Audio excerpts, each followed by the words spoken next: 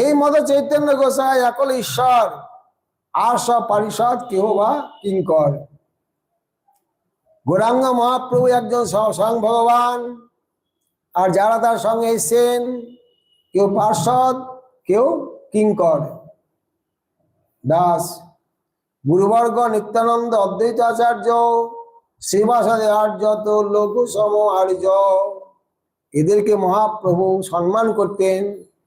অংশ হলেও, তার দাস হলেও যারা জ্যেষ্ঠ মহাপ্রভুর আগে এসেছেন তাদেরকে মহাপ্রভু সম্মান করতেন, গুরুবুদ্ধি করতেন। সবে পারিষদ, সবে লীলার সহায়। মহাপ্রভুর সঙ্গে যত এসেছেন সবাই মহাপ্রভুর পার্ষদ এবং লীলার সহায়। সবালয়া নিজ কার্য সাধে গৌর রায়। রস আস্বাদন আর জগৎকে সে রাধা প্রেম প্রদান, এই সকলকে নিয়ে তিনি সেই কার্যটি সমাধান করছেন। অদ্বৈত আচার্য নিত্যানন্দ দুই অঙ্গ, অঙ্গ উপাঙ্গ বলেছেন। অদ্বৈত আচার্য নিত্যানন্দ দুই অঙ্গ, দুইজন লইয়া প্রভুর যত কিছু রঙ্গ। অদ্বৈত আচার্য গোসাই সাক্ষাৎ ঈশ্বর।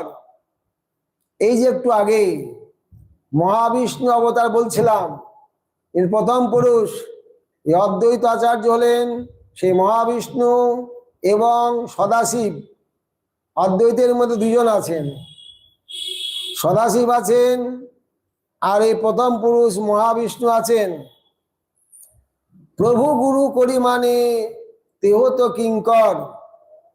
অদ্বৈত আচার্য মহাপ্রভুর কিঙ্কর, কিন্তু মহাপ্রভু গুরুবুদ্ধি করেন যেহেতু মাধবেন্দ্রপুরীর শিষ্য।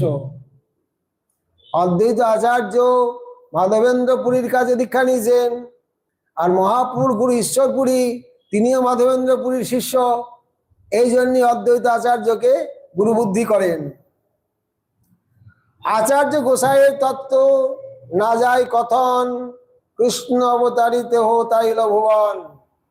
গঙ্গা জল তুলসী দিয়ে আরাধনা করেছিলেন কৃষ্ণ করার জন্য। এই অদ্বৈত আচার্য জীবের দুঃখ দূর করার জন্য আরাধনা করেছিলেন।